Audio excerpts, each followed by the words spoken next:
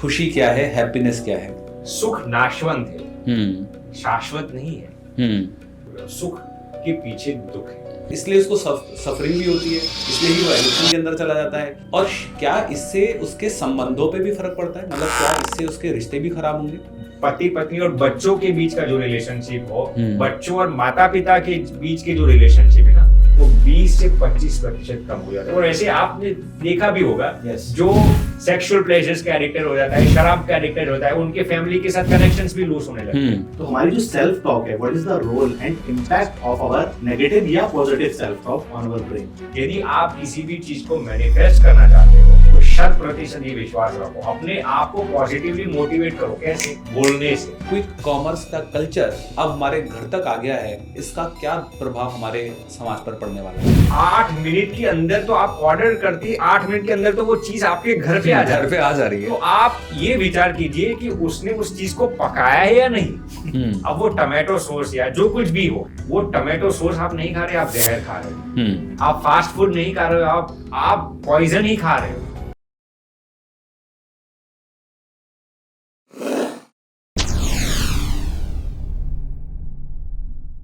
दोस्तों, स्वागत है आपका जेम्स टॉक के यूट्यूब चैनल के ऊपर। और आज हम लेके आए हैं आपके लिए जेम्स टॉक का एक और पॉडकास्ट, जहां पर हम आपको मिलवाने वाले हैं एक और जेम से।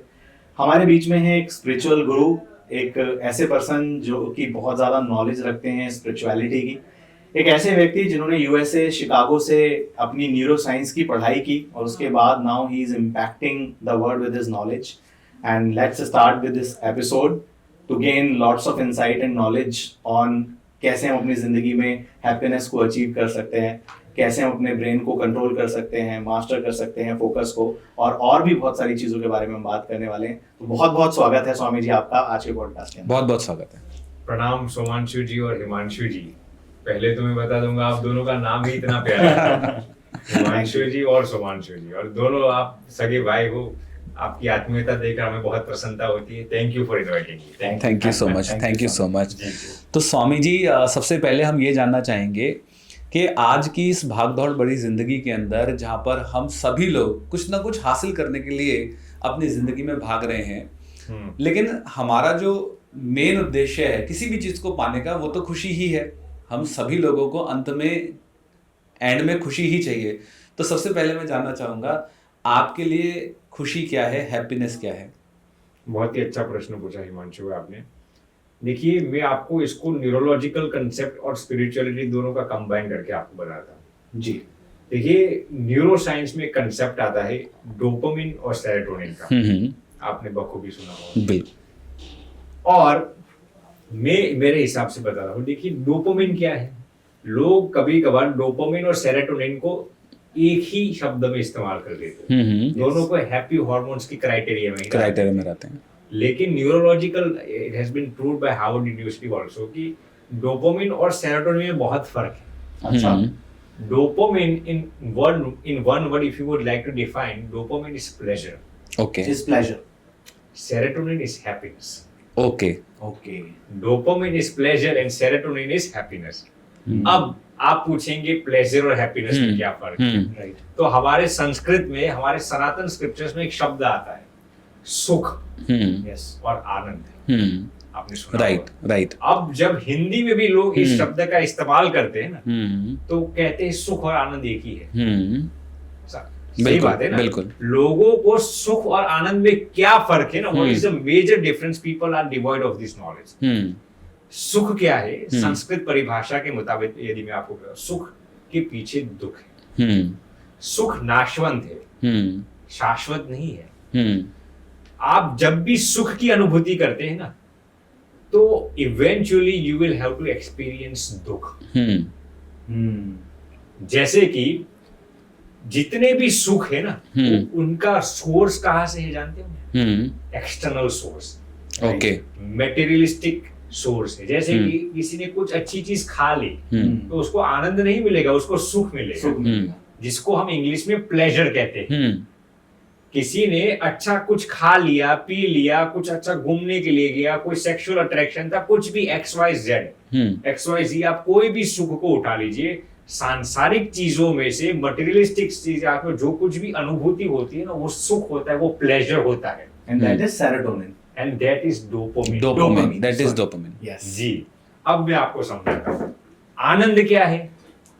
आनंद शाश्वत है। It is perpetual. आनंद के पीछे आनंद का कोई ऑपोजिट शब्द नहीं है। आनंद शब्द का कोई एंटोनियम नहीं है। जैसे सुख का दुख है ना, दिन का रात है, राग का क्या है, द्वेष है। ये सब संस्कृत परिभाषा में इसको हमने द्वंद्व शब्द से पुकारा है। Okay, right. श्रीमद् भागवत जी में इसको द्वंद्व कहा गया है। सुख दुख, राग द्वेष, हर्ष शोक, हाँ जी। दिन रात। वैसे आनंद का कोई ऑपोजिट नहीं है। आप आनंद की जब अनुभूति करते हैं ना, तो आपको दुख की अनुभूति फिर नहीं होगी, क्योंकि आनंद का सोर्स मटेरियलिस्टिक चीजें नहीं है। आनंद का सोर्स, आनंद अंदर से आता है। सुख बाहर से आता है, प्लेजर बाहर से आता है, हैप्पीनेस अंदर से आता है। अब मैं आपको बताता हूँ, डोपामिन के जितने भी सुख है ना, वो सब मटेरियलिस्टिक प्लेजर्स है, एक्सटर्नल सोर्स है। राइट। वो सब सुख है, प्लेजर्स है। और सेरोटोनिन के जितने भी सुख है ना, वो शाश्वत है, वो आनंद है, वो अंदर से निकलते हैं। तो अब आपने जो प्रश्न पूछा था कि सुख की परिभाषा क्या है, आनंद की परिभाषा, यही तो परिभाषा है। पूरी दुनिया आज डिप्रेशन के शिकार क्यों होती है? क्योंकि वो डोपामिन के पीछे भागते हैं, सेरोटोनिन के पीछे नहीं। अब आप प्रश्न शायद ये उठाएंगे कि सेरोटोनिन का हैप्पीनेस हमें कहाँ से मिले? तो सेरोटोनिन की हैप्पीनेस के 2 ही 3 मेन जरिए हैं। पहला है दूसरों की निस्वार्थ भाव से सेवा करना। ओके। ये हार्वर्ड यूनिवर्सिटी का भी ये रिसर्च है, हिमांशु जी, कि जो इंसान दूसरों की निस्वार्थ भाव से सेवा करते हैं ना, सुमांशु जी, उनको सेरोटोनिन, उनके हार्मोन्स बहुत जल्दी रिलीज होते हैं। ओके। और वो जो हैप्पीनेस रिलीज होता है ना, वो शाश्वत होता है। इसीलिए हमें दूसरों की हेल्प करके एक अलग सा आनंद महसूस होता है। दूसरा तरीका क्या है सेरोटोनिन का? भगवान नाम स्मरण। जैसे कोई इंसान भगवान का नाम स्मरण करता है, तो स्पिरिचुअलिटी और दूसरों की निस्वार्थ भाव, जिसको हम इंग्लिश में कहते हैं altruistically you are serving others, selflessly when you serve others, तब आपको जो आनंद मिलता है ना, वो शाश्वत होता है। और इसीलिए ही अमरसन का एक कोट है, you should plant a tree under whose shade you do not plan to sit. आपको ऐसे पेड़ के बीज बोने चाहिए जिस वृक्ष के नीचे, जिस पेड़ के नीचे आप नहीं बैठने वाले। राइट। तो उसमें से जो आपको आनंद मिलता है ना, वो शाश्वत होता है। अब मैं आपको उसको थोड़ी गहराई में ले जाता हूँ। देखिए, रिसर्च ये कहता है कि डोपामिन के जितने भी सुख है ना, मान लीजिए किसी ने ड्रग्स का, अब इसका ग्राफ है, मैं आपको समझाता हूँ। रिसर्च ये कहता है कि जब कोई इंसान अच्छा खाता है ना, कोई खाने का आनंद, तो उसका डोपामिन का ग्राफ 100 तक चला जाता है। ओके, याद रखना, डोपामिन की सबसे बड़ी कमजोरी क्या है? जितना ऊपर जाएगा ना, उतना ही वो नीचे आएगा, और जितना जल्दी ऊपर आया जाएगा ना, उतना ही जल्दी नीचे भी। तो आपको खाने का सुख मिला 100, आपका ग्राफ में चला गया 100 तक, यू हैव टू रिमेम्बर वो -100 तक जाएगा ही। यानी कि इतनी दुख की अनुभूति आपको आगे या पीछे होगी। किसी ने शराब ले लिया, ड्रग्स ले लिया, अब शराब पीने से किसी का डोपामिन चला जाता है 200, ड्रग्स लेने से कभी कभार 2000 तक चला जाता है। याद रखना, इतना ही -2000 दुख की अनुभूति होगी आपको। जब इंसान का पहला प्यार होता है ना, रिसर्च ये कहता है उसका डोपामिन 1500 तक स्पाइक हो जाता है। जब ब्रेकअप होता है तो -1500 तक चला जाता है। राइट। जब इंसान, अब इसके एक एक क्रम से मैं आपको बताता हूँ, हमारे शास्त्रों और न्यूरोसाइंस को कंबाइन करके मैं आपको बताता हूँ। देखिए, शास्त्रों में क्या कहा गया है? आसक्ति और अहंकार ये सबसे बड़ी माया है। अहंकार मानी मैंने ये काम किया, मैं सबसे श्रेष्ठ हूँ, ये अहंकार है। आसक्ति क्या? मटेरियलिस्टिक प्लेजर में से हम जो ढूंढते हैं, जिसको हम अटैचमेंट इंग्लिश में कहते हैं। सही बात है ना? अब न्यूरोलॉजिकल रिसर्च ये कहता है कि आसक्ति यानी कि अटैचमेंट से आपके डोपामिन ज्यादा से ज्यादा 2-3 हजार तक स्पाइक होते हैं। जब इंसान अहंकार में से जो सुख की अनुभूति करता है ना, जैसे कि ये काम मैंने किया, मेरी वजह से ये सब चल रहा है, तब आपके डोपामिन का ग्राफ कितना बड़ा चला जाता है? 5000 तक। अच्छा, याद रखना, ये रियल रिसर्च, न्यूरोलॉजिकल रिसर्च कहता है अहंकार में से जो डोपामिन रिलीज होता है ना, वो सबसे ज्यादा रिलीज होता है, डोपामिन, सेरोटोनिन नहीं। इसीलिए तो हम कहते हैं ना, किसी को यदि आप किसी की तारीफ करते रहेंगे ना, 1 महीने तक खाना भी नहीं देंगे तो भी वो जी लेगा। क्योंकि वो अहंकार में से सुख मिलता है ना उसको। तो रिसर्च ये कहता है कि डोपामिन अहंकार में से 5000 तक चला जाता है। लेकिन याद रखना इतना ही -5000 होता है कब, जब कोई उसकी कदर नहीं करता, जब कोई उसको प्रेज नहीं करता या फिर कोई उसको इंसल्ट कर देता है ना, तब जितना बड़ा ऊपर गया था ना इतना ही नीचे वो अपमानित महसूस होता है। अच्छा स्वामी जी, और किन किन चीजों से ये स्पाइक होता है हमारा डोपामाइन आज की डेट में? जैसे आज के जो ट्रेंड्स हैं जी, अभी सोशल मीडिया है जी, बहुत अच्छा प्रश्न पूछा आपने। तो अभी बहुत सारे ऐसे कंजम्पशन लोग करते हैं ऐसी चीजों का। देखिए किन किन चीजों से आज हमारी सही बहुत सही ऑडियंस जानना, जैसे मैंने आपको कुछ चीजें तो बताई, जैसे खाने से +100 जाता है। जब इंसान कोई शराब या ऐसा कुछ पी लेता है तो 1000 तक चला जाता है, ये रिसर्च कहता है। जब इंसान का पहला प्यार होता है तब 1500 तक। जब इंसान सोशल मीडिया रील्स देखने से जो आनंद उठाता है ना, वो रिसर्च ये कहता है कि वो ड्रग्स के बाद सबसे शॉर्ट टर्म प्लेजर है और सबसे हानिकारक वो भी होता है। तो जब इंसान रील्स देखता है ना, तब तकरीबन 1600 to 1700 तक उसका डोपामिन का ग्राफ इंस्टेंटेनियसली स्पाइक हो जाता है। सोशल मीडिया जिसको हम एडिक्शन कहते हैं। तो जो बच्चे देख रहे हैं आजकल छोटे-छोटे, जी वही मैं कहता हूँ, शॉर्ट टर्म प्लेजर उनको बहुत मिल जाता है, डोपामिन का रिलीज हो जाता है, जो रील्स देखने से वो सब होता है। इससे नुकसान क्या है? ये जितना डोपामाइन मिल रहा है, अभी हम जैसे बात कर रहे हैं कि डोपामाइन स्पाइक हो जाता है जी, तो प्रॉब्लम क्या है फिर? देखिए प्रॉब्लम एक ही है, मैंने जैसे आपको बताया, आपको उस ग्राफ को तैयार नीचे जाने के लिए भी तैयार रहना पड़ेगा। ये हार्वर्ड यूनिवर्सिटी का ये रिसर्च है कि you should never haunt for dopamine pleasures, you should always seek for serotonin pleasures. क्यों? उन्होंने फिर हार्वर्ड यूनिवर्सिटी का ये रिसर्च है, क्यों? क्योंकि मान लीजिए आपने रील्स का आनंद सुख तो उठा लिया, लेकिन जब आपको उस स्मार्टफोन से दूर रखा जाएगा या फिर वो रील्स आपको थोड़ी देर के लिए नहीं मिलेगी ना, तो वो जो क्रेविंग है ना, वही आपके लिए दुख बनकर टूट पड़ता है। मतलब तो एडिक्शन है ये। और क्या यही चीज को हम एडिक्शन बोलेंगे? यही तो एडिक्शन है, क्योंकि वो डोपामाइन को फिर से लेने के लिए उसको दोबारा वो काम करना वही मैं कहने जा रहा था, वही मैं कहने जा रहा। देखिए ये यूनिवर्सिटी ऑफ कैलिफोर्निया का ये रिसर्च मैं आपको सुना देता हूँ कि डोपामिन के जितने भी प्लेजर्स है ना, सब अंत में आपको एडिक्शंस क्रिएट करते हैं। राइट। कितना बारीक ये रिसर्च है कि डोपामिन में से इंसान जितने भी प्लेजर्स लेता है ना, सब आपको इवेंचुअली एडिक्टेबल बना देते हैं। इसीलिए ही सेरोटोनिन के पीछे भागना चाहिए। तो इससे और फिर क्या क्या नुकसान होता है इंसान को जब वो इन चीजों का एडिक्ट बन जाता है? तो और क्या क्या ब्रेन में इसका इफेक्ट होता है? जी बिल्कुल सही बताया।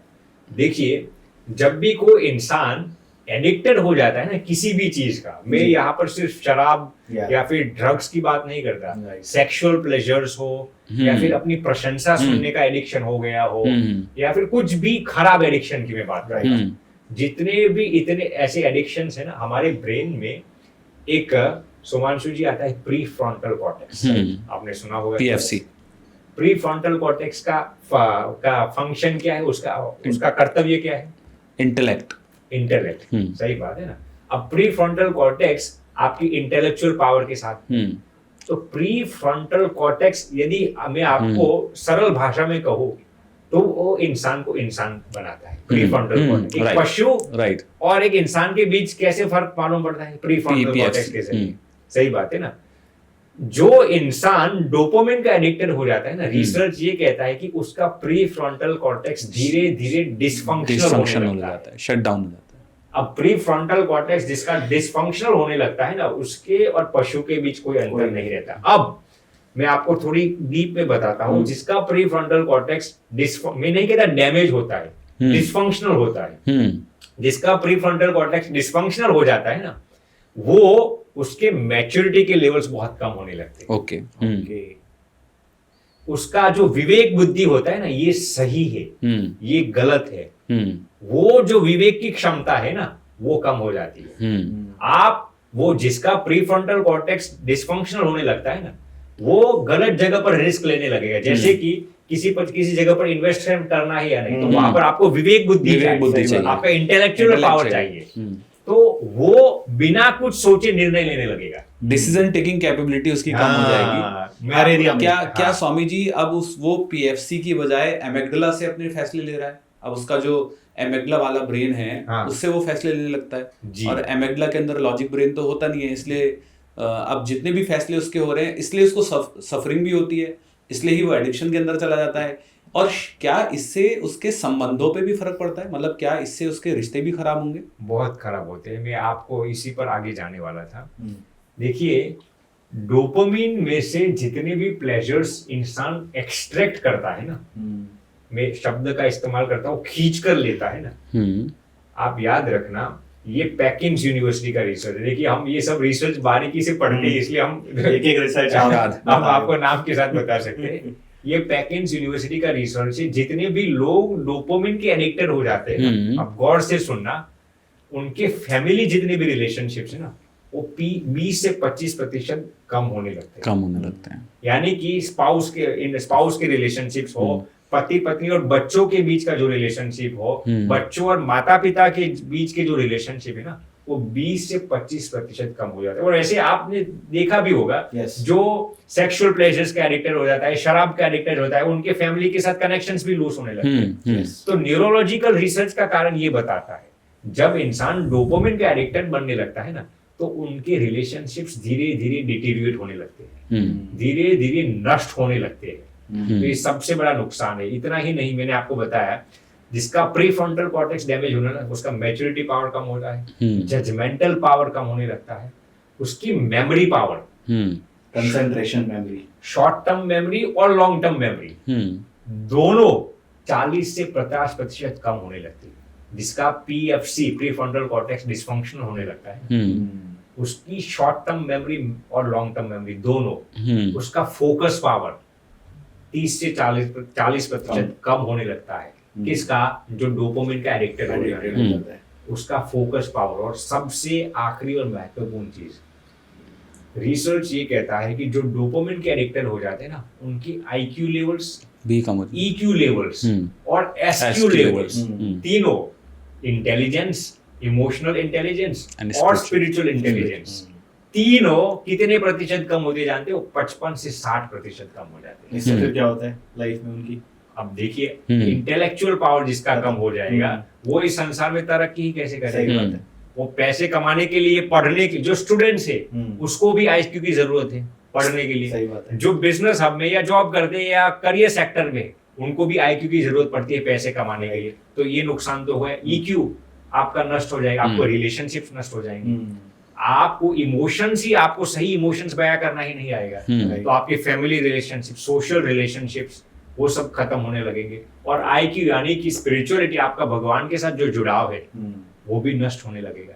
यानी कि इन 3 चीजों में ही तो सब कुछ आ गया, आईक्यू, ईक्यू और एसक्यू में। सही बात है। तो ये डोपामिन के प्लेजर्स इतने एडिक्टिव हो जाते हैं। इसमें एक चीज और पूछना चाह रहा था कि डोपामिन जो स्पाइक होता है, क्या जो मीठा ज्यादा खाते हैं, शुगर ज्यादा खाते हैं, उससे भी बहुत ही अच्छा प्रश्न पूछा, बहुत ही अच्छा प्रश्न।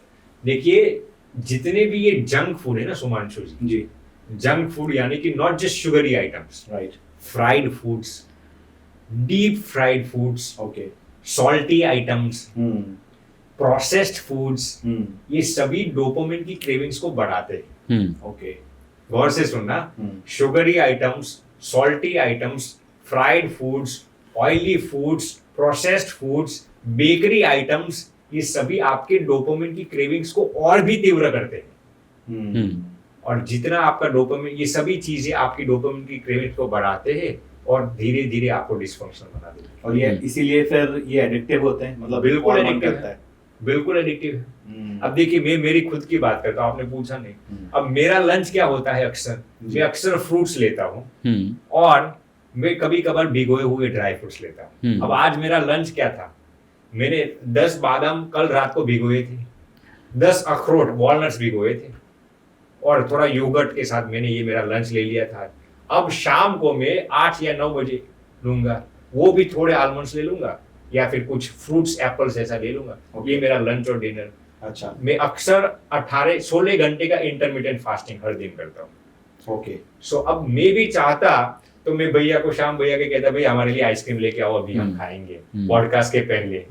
हम बढ़िया से चाय शुगर वाली लेके आना, कैफीन मिलेगा तो पॉडकास्ट मजा करने आएंगे। तो चाहते तो ये सभी ऑप्शंस आपके पास है, लेकिन ये आपकी क्रेविंग्स को बढ़ाता है। क्या इसी को हम कॉन्शियस ईटिंग कहेंगे? बिल्कुल। आज क्या स्वामी जी ये जो डोपामाइन स्पाइक हो रहा है, क्या जब हम ये बोलते हैं कि आज हमारा दिमाग हमको कंट्रोल कर रहा है, हम दिमाग को कंट्रोल नहीं करेंगे, तो क्या ये सच है? बिल्कुल सही बात। मतलब ज्यादातर लोग अपने दिमाग को नहीं बल्कि दिमाग उनको चला रहा है। दिमाग उनको चला रहा है। तो आज जो खा भी रहे हैं वो कॉन्शियसली नहीं खा रहे हैं, कुछ कॉन्शियसली नहीं खा रहे ना, माइंडलेसली जीवन को जी रहे हैं। बिल्कुल सही बात। मतलब क्या हमारा जो टंग का टेस्ट है वो हमें ड्राइव कर रहा है, या बिल्कुल। जो हमारे शरीर को चाहिए वो हमें ड्राइव कर रहा है? इस पर थोड़ा सा अगर आप देखिए कैसे आप कर लेते हैं, मतलब कैसे जो Control अपने कैसे कर सेंसेस, लेते हो? टेस्ट के जो सेंसेस हैं उनको कैसे आप कंट्रोल कर लेते हैं, इंद्रियों को कैसे कंट्रोल किया जाए? क्योंकि आज की तारीख में यही तो सबसे बड़ी समस्या है, अपने इंद्रियों को कंट्रोल नहीं कर पा रहे हैं। देखिए, सबसे पहले तो मैं मेरे ही लाइफ से एग्जांपल से आपको बता देता हूँ कि आपने जो एक बहुत ही शानदार शब्द का इस्तेमाल किया, कॉन्शियस ईटिंग, मेरे कई प्रवचन में इसका जिक्र करता हूँ। जो इंसान कॉन्शियस ईटिंग नहीं करता ना, हाँ, मैं आपको गारंटी के साथ कह Right. सकता हूँ वो बीमार होगा होगा होगा। होगा। वो भी सामान्य बीमारी नहीं, हाँ, उसको भयंकर भयंकर बीमारी बीमारी। होगी, जैसे कि हाइपरटेंशन जैसी, डायबिटीज जैसी, या फिर कैंसर जैसी, जो इंसान कॉन्शियस ईटिंग नहीं करता। बस कई लोग इसको समझते नहीं। अब कॉन्शियस ईटिंग में क्या क्या ध्यान रखना है आपको, देखिए, अक्सर लोग खाते खाते क्या करते हैं, या तो टीवी देखते हैं, स्मार्टफोन्स देखते हैं, कुछ ना कुछ करते वो हैं। जो खाते हैं ना वहां पर उनका मन नहीं होता। लैपटॉप में काम कर रहे हैं। लैपटॉप में काम। अब मैं आपको इस पर बताता हूँ, ये हार्वर्ड यूनिवर्सिटी का ही रिसर्च है। जब भी कोई इंसान भोजन लेता है ना, जब भी कोई इंसान भोजन लेता है तो उसके डाइनिंग टेबल पर यदि डेड फोन, जिस फोन के अंदर न तो इंटरनेट हो ना ही सिम कार्ड हो, स्विच्ड ऑफ फोन यदि आपके डाइनिंग टेबल पर भी रहेगा ना, अब आप तो बात भी नहीं करते, सिर्फ टेबल पर फोन पड़ा है, वो आपकी अटेंशन पावर को 80% कम करता है। ये हार्वर्ड यूनिवर्सिटी का रिसर्च है। फोन बंद पड़ा हुआ है, आप फोन पर बात नहीं करते, फोन शुरू नहीं है, तो अब आप वहां कीजिए कि यदि आपका फोन शुरू है, इंटरनेट शुरू है, सिम कार्ड डाला हुआ है, तो वो आपके कॉन्शियस ईटिंग पर कितनी इफेक्ट डालेगा। बंद फोन, हार्वर्ड यूनिवर्सिटी के 80% आपके कंसंट्रेशन पावर को कम करता है। इसमें भी यदि आप फोन पर बात करते करते खाते हो, टीवी देखते देखते हुए खाते हो, तो वो आपके डाइजेशन को कितना कम करेगा। राइट। अब यूनिवर्सिटी ऑफ शिकागो का मेडिकल सेंटर का ये रिसर्च है कि जब भी इंसान खाते खाते फोन पर बात करता है या स्मार्ट टीवी देखता है, तब उसका डाइजेशन पावर 65% to 68% कम हो जाता है। इंसान को ये मालूम नहीं होता। इंसान को ये भान होना चाहिए कि आप जो कुछ भी खाते हैं ना, वो स्वरूप आप ही धारण करने वाले हैं। आप रोटी नहीं खाते, आप सब्जी नहीं खाते, वो रोटी और सब्जी थोड़े समय के बाद आपका शरीर का हिस्सा बनने वाला है। इसलिए आपको ये कॉन्शियसली आपको ज्ञात होना चाहिए आप क्या डालते हैं अपने शरीर के अंदर। मैं रिपीट करता हूं, आप रोटी चावल नहीं डालते, आप एक ऐसी चीज को डालते हो जो खुद आपका शरीर का हिस्सा बनने वाला है। समझ रहे मेरी बात को? तो जब भी आप खाते हैं ना, तो पहली चीज आपका पूरा मन उस भोजन पर होना चाहिए। इसीलिए तो हमारे सनातन स्क्रिप्चर्स में क्या कहा गया है, जब भी आप भोजन खाते हैं, भोजन लेते हैं ना, तो ज्यादा बातें भी नहीं करना। आपका पूरा मन उस भोजन की ओर होना चाहिए, माने प्रसन्न मन से आपको भोजन लेना है। तो मैं जब भी भोजन लेता हूं ना, तो इधर उधर की बातें, कुछ टीवी भी कुछ नहीं, मन पूरा भोजन में होना चाहिए। आप जूस पीते हो तो एक एक घूंट को कॉन्शियसली आप इम्बाइब करो। आप पानी भी पीते हो ना, तो एक एक पानी की बूंद को भी कॉन्शियसली अंदर डालो। आज तो वाटर थेरेपीज आ गई है कि पानी के जरिए कैंसर को सॉल्व करते हैं। तो ये पावर है भोजन के अंदर। तो ये सबसे पहली चीज कॉन्शियसली ईटिंग में ये आती है कि आप जो खाते हैं ना, पूरा मन आपका वहां पर होना चाहिए। कोई भी एक्टिविटी को आप खाते वक्त कुछ भी मत करना, वरना आपका डाइजेशन तो वीक हो जाएगा, आपकी सभी चीजें वीक हो जाएगी। मैंने जो आपको हार्वर्ड यूनिवर्सिटी का एग्जांपल दिया। दूसरी चीज, आप क्या खाते हैं। जंक फूड नहीं, जैसे मैंने आपको बताया, sugary, salty, junk food, processed foods, ये ऐसी चीजें हैं, ये आपको क्रेविंग्स बढ़ाती है। अब मान लीजिए कि मैं वॉलनट्स खा रहा हूँ फॉर एग्जांपल, तो मुझे कभी भी वॉलनट्स खा के ऐसा नहीं लगेगा ये 5 और खा लो। समझ रहे? क्योंकि ये जंक फूड नहीं है, ये शुगरी आइटम नहीं है, सॉल्टी आइटम नहीं है। राइट। कभी भी देखना, आप फ्रूट्स या ड्राई फ्रूट्स खाकर कभी भी आपको ऐसी फीलिंग नहीं आ रही यार मैंने जरूरत से ज्यादा खा लिया, क्योंकि उसके अंदर वो एक्स्ट्रा टेस्ट नहीं डाला हुआ, वो नेचुरल है। ये शुगरी आइटम्स में क्या है, शुगर ऊपर से ठोक देते हैं। आइसक्रीम देखो आप, कोई भी चीज आप उठा लीजिए, आपने शुरुआत में वो हमारी पॉडकास्ट के पहले जो चर्चा हो रही थी वो जूस पर, मैंने इसीलिए उस पर ज्यादा भार डाला क्योंकि I am very conscious about my health. तो मैं ऐसी चीजों में बहुत ही रुझान रखता हूँ, इसीलिए आपने जब बताया ना सीबकथॉर्न के बारे में, हाँ क्या नाम है उसका, सीबकथॉर्न, राइट। तो ये है कॉन्शियस ईटिंग का कमाल। राइट। तो आप कैसे, जो आज के तारीख के यूथ हैं या जनरेशन है, आज की तारीख में ना बहुत मैं बोलूँगा धैर्य जो है वो ख़त्म होता जा रहा है। आज पहले तो ऐसा होता था कि रेस्टोरेंट में जाते थे, खाना ऑर्डर करते थे, आधा घंटे में खाना बनकर आता था, राइट, खाना बनकर आता था, फिर खाना हम खाते थे। फिर ज़माना आया, चेंज हुआ, फास्ट फूड आ गया। फास्ट फूड मतलब तुरंत चाहिए, तो जैसे कि बर्गर्स हैं, मोमोज हैं और ऐसी चीज़ें जो जल्दी बनकर आपके सामने आ सकती हैं, उनको हमने फास्ट फूड का नाम दिया कि भाई टाइम नहीं है हमारे पास खाना बनाने का, जल्दी से सैंडविच और मैगी और ये सब चीज़ें खाएं। अब हम इससे और आगे जा रहे हैं, अब हमारा समय आ गया है क्विक कॉमर्स का, 10 मिनट के अंदर जी मिल जाएगा। तो मुझे तो लगता है शायद वो दिन दूर नहीं जब सोचेंगे और मुंह के अंदर कोई रखकर चला जाएगा, जी आपको तो चबाने की जरूरत नहीं है, लीजिए भाई साहब खा लीजिए। तो स्वामी जी, आपके हिसाब से जिस दिशा के अंदर हमारा समाज और हम सभी लोग चलते चले जा रहे हैं, जहाँ पर शायद अब बाहर निकलने की भी आपको घर से ज़रूरत नहीं है, आपके घर पर 10 मिनट के अंदर हर चीज़ उपलब्ध है।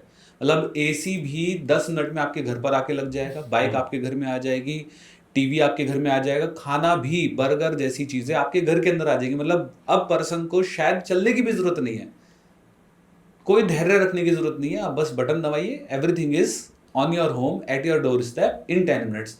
तो स्वामी जी, आपके हिसाब से इसका हमारे समाज पर, हमारे ब्रेन पर, हमारी साइकोलॉजी पर, हमारी लाइफ पर कितना बड़ा प्रभाव पड़ सकता है? क्या ये हमारे धैर्य को, सहनशीलता को, हमारी सोचने समझने की पीएफसी की पावर को, इंटेलेक्ट को क्या ख़त्म करने का काम कर रहा है? और क्या इसका प्रभाव हमारे बिजनेस में, अदर एरियाज ऑफ लाइफ में देखने को मिलेगा? चिड़चिड़ापन, गुस्सा आना, इरिटेट हो जाना, धैर्य शक्ति ना होना, मतलब कैसा प्रभाव आपके हिसाब से दिखेगा? मतलब ये जो क्विक कॉमर्स का कल्चर अब हमारे घर तक आ गया है, इसका क्या प्रभाव हमारे समाज पर पड़ने वाला है? देखिए, ये कैसी चीज़ है, आपने बहुत ही अच्छा प्रश्न पूछा हिमांशु जी। देखिए, सब चीज़ इंस्टेंटेनियसली आपके दरवाजे पर आ जाती है, उसका मैं खंडन नहीं करता। चलिए, कुछ चीज़ें तो हमारी अच्छाई के लिए भी है, लेकिन जैसे चीकू है, जैसे मैंगो है, अब नेचुरली आप उसको पकने देंगे और आप हाथ से दबा दबा कर उसको पका देंगे, कितना फर्क होता है।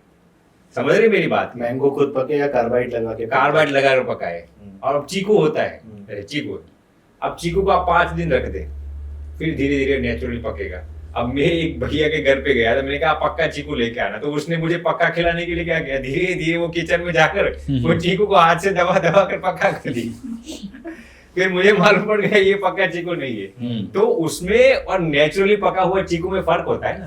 कार्बाइड से पकाई गई मैंगो और नेचुरली पकाई गई आम, उसमें बहुत फर्क होता है ना। वैसे ही कुछ चीजें में जो धैर्य की जरूरत है ना, वो यदि आप नहीं रखेंगे और इंस्टेंटेनियसली उसकी डिमांड करेंगे ना, तो वो नुकसान भुगतना ही पड़ेगा। आपने एग्जांपल दिया फूड का, अब मान लीजिए कोई इंसान पिज्जा मंगा रहा है या जो कुछ भी फास्ट फूड मंगा रहे हैं, 8 मिनट के अंदर तो आप ऑर्डर करती, 8 मिनट के अंदर तो वो चीज आपके घर पे आ जा रही है। तो आप ये विचार कीजिए कि उसने उस चीज को पकाया है या नहीं। अब वो टमाटो सॉस या जो कुछ भी हो, वो टमाटो सॉस आप नहीं खा रहे, आप जहर खा रहे हो। आप फास्ट फूड नहीं खा रहे हो, आप पॉइजन ही खा रहे हो। आप देखिए, आप कुछ भी मंगाइए फास्ट फूड, 8 मिनट में तो वो आपके घर पे डिलीवरी कर देता है, तो उसको पकाने में तो कुछ समय लगा। ऐसा लगता है कि घर के बाहर ही खड़ा था बस। घर पे ऐसा ही लगता है। तो ये लोग अब इतने फूड को प्रोसेस कर दिया है कि इंस्टेंटेनियसली आपको उपलब्ध हो जाए। तो प्रोसेस करने के लिए ज्यादा ही ज्यादा केमिकल्स डालने पड़े होंगे। मैं तो जो इंसान, अब अमेरिका में एक सुपर साइज मी करके एक मूवी बाहर पड़ी थी, आपने सुना है नाम, सुपर साइज मी? अच्छा। अब अमेरिका में हम जब यूएस में पढ़ते थे तो वो मूवी सभी स्टूडेंट्स को दिखाना मैंडेटरी, कंपलसरी था, टीचर्स को। क्या नाम था मूवी का? सुपर साइज मी। सुपर साइज मी। अब इस मूवी में क्या दिखाया जाता था, एक बंदा था, रियल स्टोरी है, वो डॉक्यूमेंट्री फिल्म है, हर एक इंसान को देखने चाहिए, 15 साल पुरानी होगी शायद। मैं जब छोटा था तब से यूएस में स्कूल्स में ये दिखाया जाता था। अब उस मूवी में क्या दिखाया जाता था, एक रियल बंदा था, उसने ये फास्ट फूड खाने से शरीर पर क्या प्रभाव पड़ता है ना, उस पर उसने अपने हेल्थ को जोखिम में उठाकर उसने ये फिल्म बनाई। कई फास्ट फूड रेस्टोरेंट्स ने उस पर सू क्लेम भी किया, लेकिन किसी का नहीं चला। वो बंदा पहले बड़े हेल्थी खुराक ले रहा है, फिर अपने सभी डॉक्यूमेंट्स, अपने ब्लड रिपोर्ट्स कराता है, उसका पहले का शुगर लेवल्स कितना था, लिवर फंक्शन कैसा था, उसकी कोलेस्ट्रॉल के लेवल्स कैसे थे, ब्लड प्रेशर, सब टेस्टिंग कराया। 2 महीने तक वो हर दिन किसी फास्ट फूड में जाकर खाता है, हर दिन अमेरिका के जो फेमस रेस्टोरेंट है वहां जाकर वो हर दिन खाता है, और बड़ी से बड़ी बर्गर मंगाता है, फ्रेंच फ्राइज मंगाता है और हर दिन खाता है 2 महीने के लिए। 2 महीने के बाद वो अपने सभी ब्लड, बीच बीच में भी वो अपने ब्लड रिपोर्ट्स कराता था, लेकिन ये पूरी मूवी इसी पर टिकी हुई है कि 2 महीने के बाद फिर वो अपने सभी ब्लड रिपोर्ट्स कराता है। उसका लिवर फंक्शन फेल हो गया। उसको कई बीमारी तो टेम्पररी नहीं, परमानेंट हो गई। फिर उसको पूछा जाता है कि भैया आपने अपने हेल्थ पर इतना जोखिम उठाकर ये क्यों सब किया? आपको मालूम था कि ये सब खाने के बाद कुछ कुछ बीमारी तो मेरे अंदर परमानेंट आ जाएगी, इरिवर्सिबल आ जाएगी, फिर भी आपने क्यों ऐसा किया? वो कहता है कि मैं अमेरिकन की जनता को ये दिखाना चाहता हूँ, आप हर दिन जो 5-5 मिनट में पकाया हुआ जो भोजन खाते हैं वो आप आज के बच्चों पर क्या प्रभाव डालेगा। यदि ऐसा ही शुरू रहा तो अमेरिका के बच्चों की पीढ़ी खत्म हो जाएगी। 2 महीने तक वो बाहर खाता है और आप वहां नहीं करेंगे, उसके लीवर के फंक्शंस कई फेल हो गए, हाइपरटेंशन बहुत ही तेजी से बढ़ने लगा, डायबिटीज जैसी बीमारी आ गई, cholesterol close to heart attack आ गया, वो ऐसी कई बीमारी आ गई। क्यों? 5 मिनट के चक्कर में। वो उस मूवी में दिखाता है कॉलेज और हाई स्कूल के स्टूडेंट्स, अब घर का खाना किसी को पसंद नहीं है, सब बाहर का इंस्टेंटेनियसली 5 मिनट में आ गया, स्कूल में ऑर्डर करेंगे, कॉलेज में ऑर्डर 5 मिनट। वो आपको जितना जल्दी पका कर दे रहा है ना, उतना ही आपको ज्यादा जहर अंदर डाल देगा। तो ये परिणाम आता है। हम जो सोचते हैं ना 2 मिनट में लंच चाहिए, 2 मिनट में डिनर चाहिए, आप जहर खाते हैं। ये सिर्फ खाने की बात नहीं है, हर एक चीज में यदि आप धैर्य नहीं रखेंगे, सबको सफलता नेक्स्ट मिनट चाहिए, पैसे कमाना है नेक्स्ट मिनट चाहिए, शॉर्टकट्स चाहिए, तो कुछ कुछ चीजें में जो समय लगेगा वो आपको देना ही पड़ेगा। यदि आपको अमीर बनना है, सफल बनना है और आप सोचेंगे कि मुझे 2 दिन में अमीर बन जाएगा, शायद आप बन भी जाएंगे, लेकिन वो आपकी अमीरी टिकेगी नहीं। तो ये हमारे आईआईटी का भी एक रिसर्च है और अमेरिका की यूनिवर्सिटी ऑफ मिशिगन का भी एक रिसर्च है कि 21वीं शताब्दी में सबसे बड़ा नुकसान यदि किसी को हुआ है तो क्या है? लोग अपना धैर्य खो बैठे। लोग अपना, ये यूनिवर्सिटी ऑफ मिशिगन का रिसर्च है कि सबसे बड़ा नुकसान यदि 21वीं शताब्दी में हुआ हो तो लोग अपना धैर्य खो बैठे। जिस चीज के लिए जितना धैर्य रखना चाहिए ना, आज बच्चों को भी शादी की दूसरे दिन चाहिए, शादी से पहले बच्चे चाहिए। अरे भैया, संस्कृति ये कहती है कि बच्चे आपको शादी के बाद ही मिलेंगे, वो भी थोड़ा समय आपको बिताना पड़ेगा। बच्चे भी सबको इंस्टेंटेनियसली चाहिए, गर्लफ्रेंड भी इंस्टेंटेनियसली चाहिए, दूसरी गर्लफ्रेंड भी चाहिए, तीसरी गर्लफ्रेंड, सब शॉर्टकट्स में पड़े हुए हैं। तो सबसे बड़ा नुकसान जब आप धैर्य को खो बैठते हैं ना, तो क्या होता है जानते हो? मैंने आपको पहले भी बताया, आपका पीएफसी डैमेज हो जाता है। वैसे ही जो इंसान धैर्य को नहीं रखते ना, इनका हिप्पोकैम्पस भी धीरे धीरे डैमेज होने लगता है। हिप्पोकैम्पस को क्या कहते हैं हिंदी में? हिंदी में क्या कहते हैं मुझे मालूम नहीं, लेकिन ब्रेन का एक बहुत ही महत्वपूर्ण हिस्सा है। तो हिप्पोकैम्पस और पीएफसी यानी कि प्री फ्रंटल कॉर्टेक्स दोनों आपके डिसफंक्शनल होने लगते हैं जब आप धैर्य, सब्र नहीं रखते। तो ये सब्र बेसिकली खोता क्यों है इंसान का? मतलब क्या वो ट्रेन हो जाता है ब्रेन, जब उसको चीजें जल्दी जल्दी मिलने लगती हैं, आदत लग जाती है क्या जल्दी चीजों को लेने की, और फिर वो वैसे ही ट्रेन हो जाता है हमारा ब्रेन? जैसे कि जल्दी से खाना मंगाया, अब आदत लग गई कि हर चीज जल्दी मिल जा रही है, तो फिर लाइफ में जब कोई और चीज चाहिए तो वो भी पैटर्न बना हुआ है कि जल्दी ही मिले, तो क्या ऐसा होता है? ये आदत पड़ गई है लोगों को। 21वीं शताब्दी में लोगों को ये ट्रेंड बन गया है कि माने कोई भी चीज की देरी नहीं करनी है। तो ये गलत आदत पड़ गई, इसको निकालना पड़ेगा। आप चाहे किसी भी शताब्दी में ले लो, जो धैर्य आपको जिस चीज के लिए चाहिए उतना रखना ही पड़ेगा। कैसे कर सकते हैं, कैसे ठीक किया जाए इसको? बहुत अच्छा प्रश्न पूछा। देखिए, मैं यदि स्पिरिचुअलिटी के हिसाब से यदि आपको बताऊं सुमांशु जी, तो सबसे पहले तो आपको 2 चीजें बहुत ही महत्वपूर्ण है धैर्य रखने के लिए। अपने आप पर विश्वास रखना चाहिए, दूसरी चीज भगवान पर विश्वास। अब मैं आपको समझाता हूँ। जब इंसान को अपने आप पर विश्वास नहीं होता ना, तो फिर या तो उसको ऐसा लगता है ये चीज मुझे मिलेगी ही नहीं, या तो उसको दूसरे दिन चाहिए। जो इंसान को अपना, देखिए कहा गया है कि सबसे बड़ा पाप क्या है जानते हो? सबसे बड़ा पाप क्या है जानते हो? अपने आप को कमजोर समझना। गौर से सुनना, सबसे बड़ा पाप ये नहीं है जो हमने सुना है। सबसे बड़ा पाप क्या है? अपने आप को कमजोर समझना। जब इंसान अपने आप को कमजोर समझता है ना, तब ही वो गलत करने के लिए शुरू कर देता है, गलत चीज करने के लिए। जिस इंसान को अपने आप पर विश्वास होता है ना, जिस इंसान को अपने पर कॉन्फिडेंस होता है, सेल्फ कॉन्फिडेंस होता है ना, वो कभी भी कुछ भी गलत तरीके से हासिल करना नहीं चाहेगा। अब हुआ क्या है, लोगों की धैर्य की कमी हो गई है ना, इसका मेन कारण ये है लोगों को अपने आप पर विश्वास नहीं। लोग अपने आप को कमजोर समझने लगे, इसीलिए उनकी इंग्लिश में शब्द आते हैं लिविड पर्सनैलिटी, यानी कि छोटी छोटी बातों में गुस्सा हो जाना। फोन यहाँ पर घंटी बजी और उठाया नहीं, और किसी ने यहाँ पर फोन रख दिया, गुस्सा आ जाएगा। ये सब लिविड पर्सनैलिटी में आता है। LIVID, लिविड पर्सनैलिटी इसको इंग्लिश में हम कहते हैं। अच्छा। तो इंसान जब अपने आप को कमजोर समझने लगता है ना, तब उसके अंदर धैर्य की कमी आने लगती है। बहुत ही बारीक बात है, कई लोगों को समझ में भी ये नहीं आएगी। और दूसरी चीज क्या है? इंसान को परमात्मा पर विश्वास है। यदि आपको परमात्मा पर विश्वास है कि भगवान मुझे मेरी मेहनत का फल 100% देंगे, इतना ही नहीं, मेरी मेहनत से 10 गुना ज्यादा फल देंगे, तो इंसान छोटी छोटी चीजों के लिए अपना धैर्य और आपा नहीं खोएगा। राइट। तो ये सबसे 2 पावरफुल ट्रिक्स में बताना चाहूँ, सेल्फ कॉन्फिडेंस और भगवान पर विश्वास। जैसे अभी हमारी बात इतनी देर से चल रही है डोपामाइन को लेके, जी, आपने बताया था कि डोपामाइन से ज्यादा इंपॉर्टेंट है कि सेरोटोनिन रिलीज हो। सो अभी तो हमारी बात चल रही है कि ये सारी प्रॉब्लम है, लोग डोपामाइन को सीख कर रहे हैं, but how one can seek कि जो एक परमानेंट हैप्पीनेस है, बिल्कुल वो कैसे अचीव किया? बहुत ही अच्छा प्रश्न पूछा सोमांशु जी।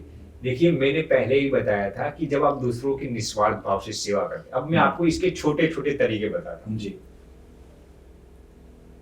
अक्सर इंसान के घर पे अपने ही माता पिता होते हैं, ठीक है ना? आप माता पिता का चरण स्पर्श करना शुरू कर दो, माता पिता के साथ समय बिताना शुरू कर दो, अपने फैमिली मेंबर्स की सेवा करना शुरू कर दो। जैसे कि आप हर दिन घर पे जाते हो, अपने माता पिता की 5 मिनट सेवा करो।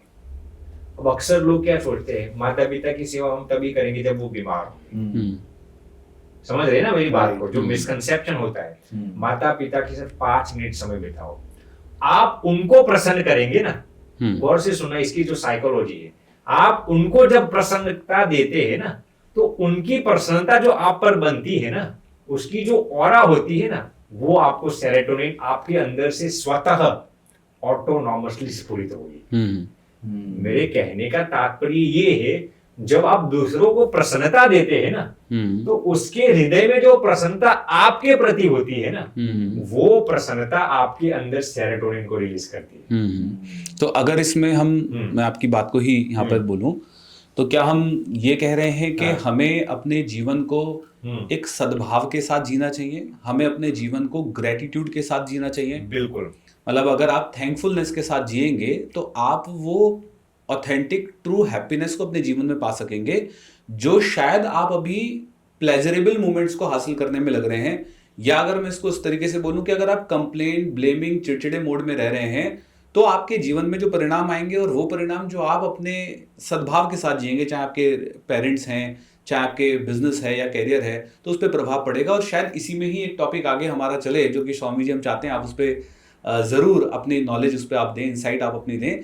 जब हम कहते हैं कि यार मेरी ज़िंदगी में ना तो यार काम बन ही नहीं रहे हैं, मेरी ज़िंदगी में तो हमेशा लॉस होता है, मैं कुछ भी इन्वेस्टमेंट करूं मेरे डूब जाते हैं पैसे, कोई भी बिजनेस शुरू करूं वो ख़राब हो जाता है, मेरे रिश्ते नहीं चलते हैं, मेरे को लोग सही नहीं मिल रहे हैं, मेरे जीवन में परिणाम सही नहीं आ रहे हैं, मैं चिड़चिड़ा रहता हूं। तो अक्सर आप देखेंगे किसी का स्वास्थ्य सही नहीं चल रहा है, घर में बीमार व्यक्ति है, घर में परेशानियां हैं, घर में विपत्ति है, नुकसान हो गया है, कारोबार गिर गया है, तो शायद उसको ये पता भी नहीं है, वो जानता भी नहीं है कि उसके लिए ये नेगेटिव मैनिफेस्टेशन काम कर रही है या नेगेटिव लॉ ऑफ अट्रैक्शन काम कर रही है।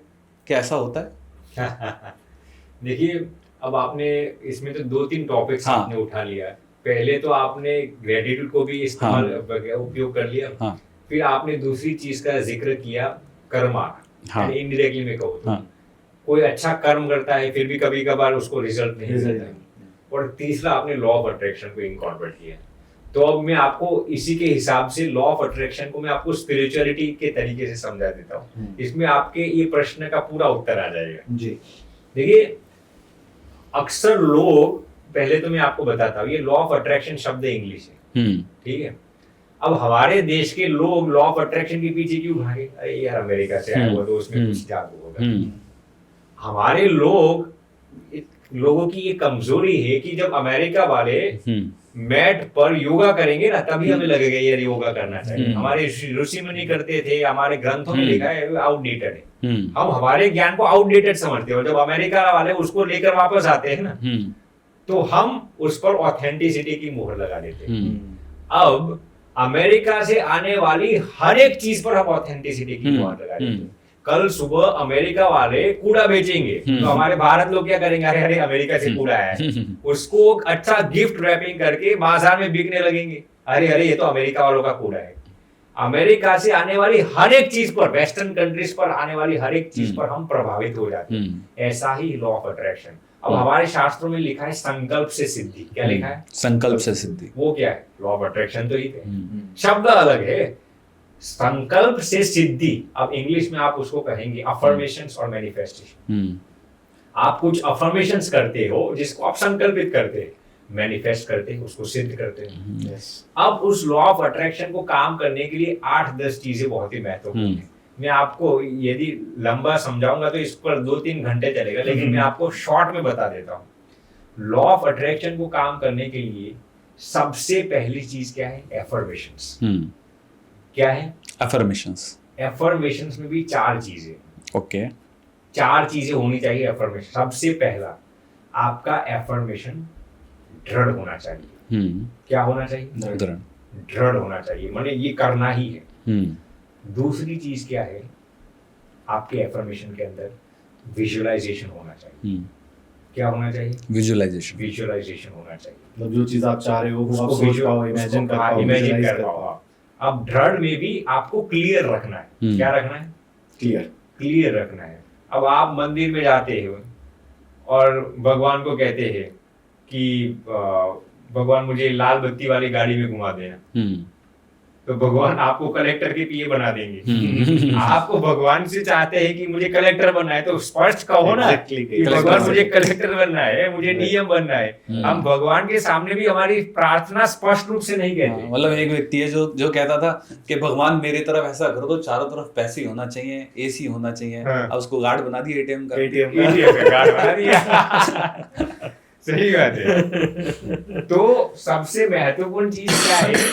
आपका एफर्मेशन क्लियर होना चाहिए। राइट। अक्सर लोगों ये कहते मुझे अमीर बनना है। अमीर, अरे भाई अमीर बनना है, उसके भी कई विचार हो, कितना अमीर बनना है, क्या बनना है, किस फील्ड में बनना है। मैं कई बार अपने प्रोग्राम में पूछता हूँ क्या चाहिए, बोलते खुशी चाहिए। कितनी चाहिए खुशी? 2 किलो, 5 किलो, 10 किलो, कुछ मालूम नहीं होगा। राइट। तो ये क्लियर होना चाहिए। दूसरा, विजुअलाइज करना चाहिए। तीसरी चीज, उसको आप राइटिंग्स में डालिए। राइट। क्या?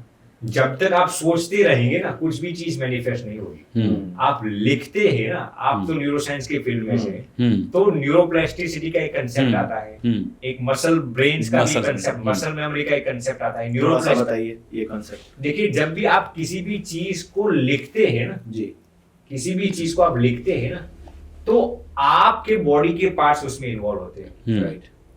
समझ रहे मेरी बात को? तो वो चीज आप भूल नहीं पाएंगे। रिसर्च ये कहता है सिर्फ आप बच्चे पढ़ते हैं तो सिर्फ यूं ही मेमोराइज करेंगे और लिख कर पढ़ेंगे, जमीन आसमान का फर्क होगा। जो लिख कर आप करते हैं ना, आप भूल नहीं पाएंगे, क्योंकि उसमें आपका सबकॉन्शियस माइंड से लेकर आपका पूरा बॉडी इन्वॉल्व है। राइट, समझ रहे हैं मेरी बात? राइट। जैसे कि फॉर एग्जाम्पल आप गाड़ी चला रहे हैं, आप गाड़ी चलाना क्यों नहीं भूलते? क्योंकि पूरी बॉडी, पूरा माइंड, सब कुछ इन्वॉल्व रहता है, क्योंकि वो आप प्रैक्टिस से सीखे हैं। एग्जैक्टली। उसमें आपके पूरे बॉडी पार्ट्स, आपके सभी मसल्स इन्वॉल्व थे। कोई इंसान ये कहता है कि मैं गाड़ी चलाना आज भूल गया हूँ, कभी भी नहीं भूलेगा। स्विमिंग करना भूल गया हूँ, साइकिल चलाना, हाँ, कोई भी ऐसी चीज, कोई भी ऐसी चीज। लेकिन यदि मैं आपको कहूंगा इनका नंबर याद है, इनका नाम याद है, आप शायद भूल भी सकते हैं, क्योंकि उसमें आपके मसल्स या आपकी न्यूरोप्लास्टिसिटी इतनी इन्वॉल्व नहीं होगी। तो आपने जैसे बताया, आप स्विमिंग करते हैं, गाड़ी चलाते हैं, बाइसिकल चलाते हैं, कुछ भी चीज को आप भूलेंगे नहीं, क्योंकि आपके बॉडी पार्ट्स उसमें इन्वॉल्व हैं। राइट। तो इसीलिए कुछ भी चीज को आप मैनिफेस्ट करना चाहते हो ना, तो राइटिंग कर लो, आपकी मसल्स इसमें इन्वॉल्व हो जाएगी। और चौथी चीज क्या है, आप उसको बोलना शुरू कर दो। जैसे कि आपका गोल है, मान लीजिए कि 10 करोड़ इस साल कमाना है।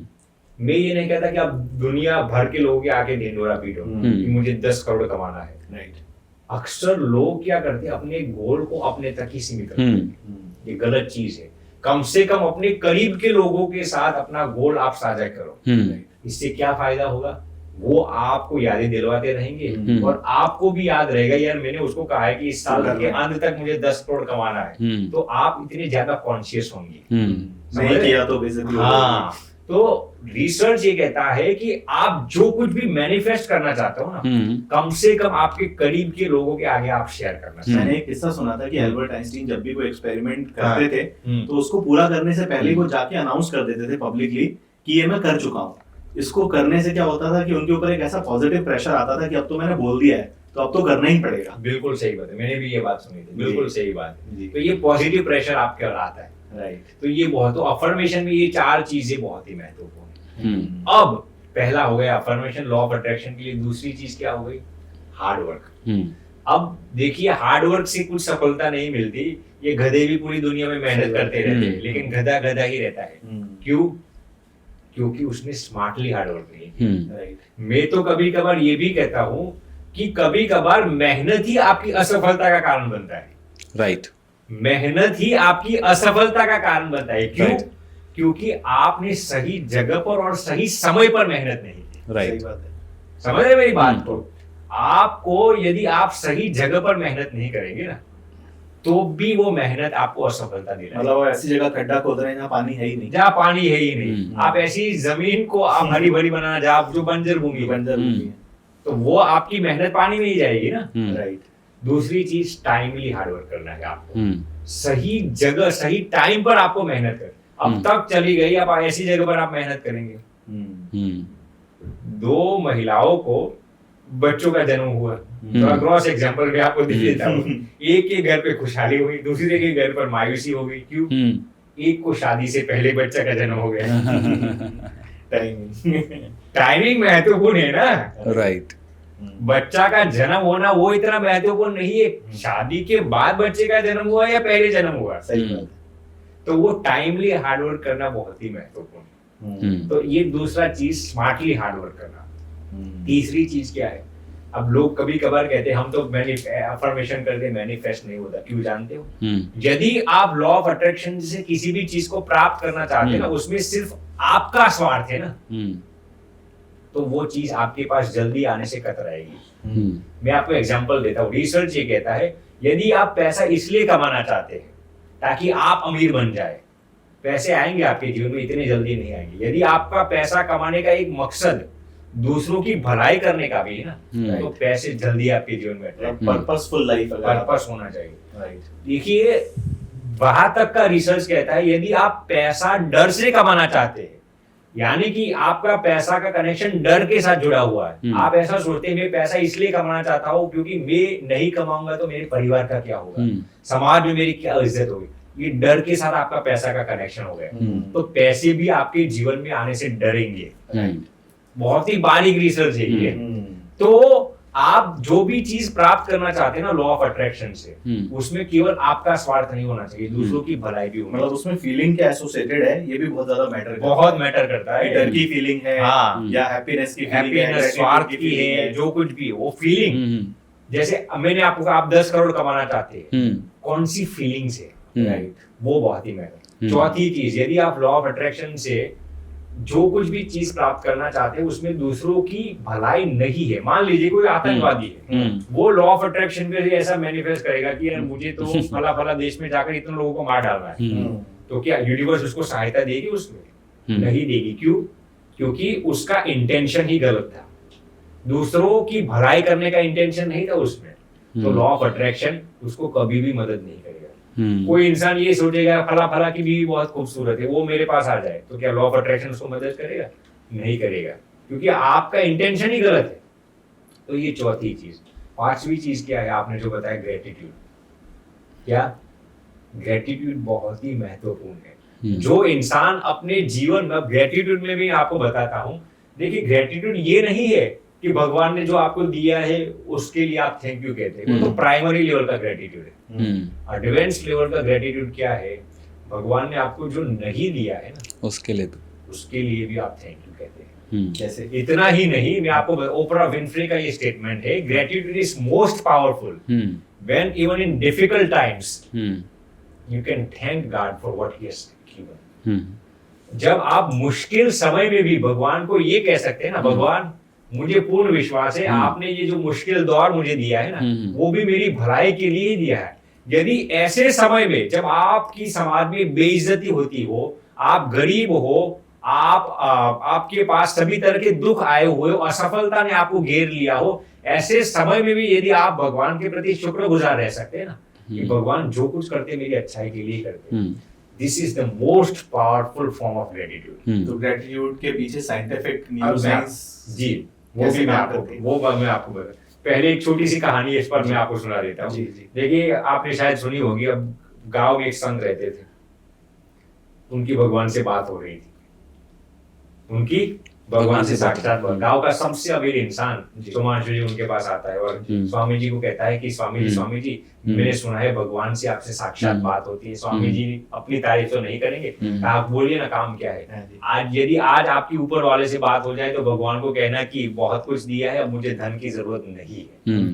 कोई ऐसी प्रार्थना क्यों करेगा? स्वामी जी बहुत प्रसन्न हो गए। स्वामी जी ने भगवान से शाम को बात की और भगवान ने मुस्कुराते हुए कहा कि यदि उस बंदे को धन नहीं चाहिए ना, उसको इतना ही कहना, कल से शुक्र अदा करना बंद कर दे।